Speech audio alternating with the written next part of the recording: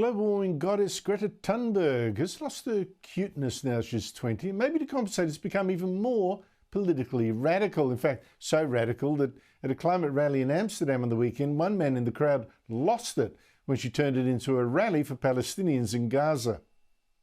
We have not been listening. The people in power have not been listening. I come here for a climate demonstration, not a political view.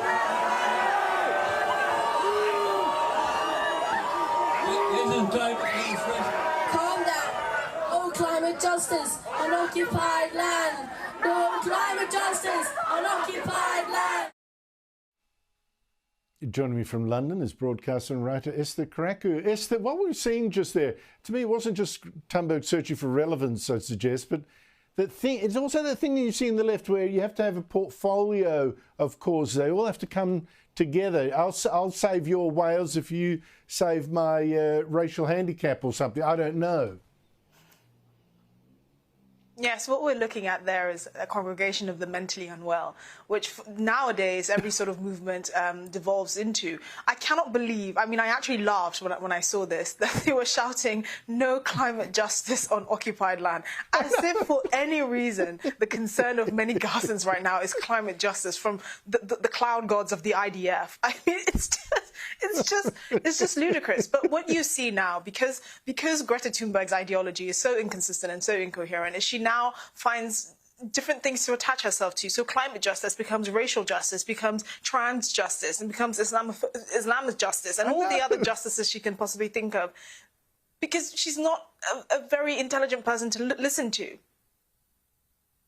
But, you know, it's like when you do it like that, I mean, there must be a lot of conservatives, a number of conservatives also worried about global warming, I guess, and a number of people that don't give two hoots about global warming that are concerned about Palestinians. But this way, it makes you have to tick off every box to belong. It becomes tribal rather than the issue.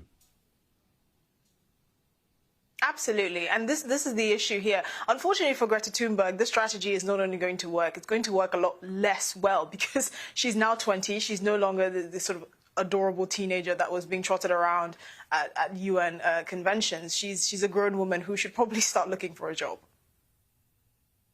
Esther, breaking news, Suella Braverman, the Home Secretary, has been sacked. Tell us about that, because there was she's had a lot of criticism for criticising these pro-Palestinian demonstrations as hate rallies, for instance.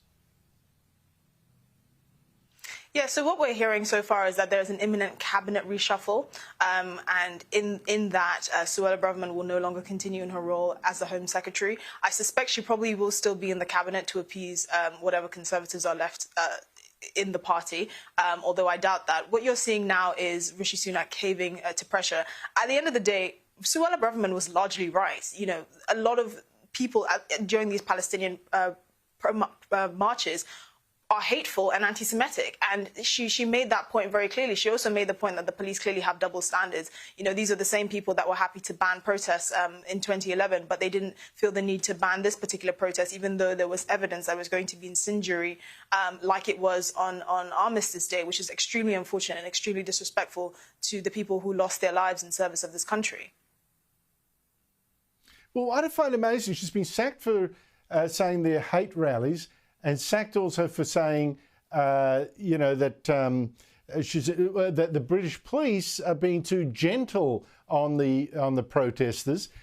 In fact, let me just show you exactly the confirmation. Huge protests against Israel again last weekend, including green smoke bombs being let off outside a synagogue, a Jewish home vandalised, and some protesters even yelling, "Death to all the Jews."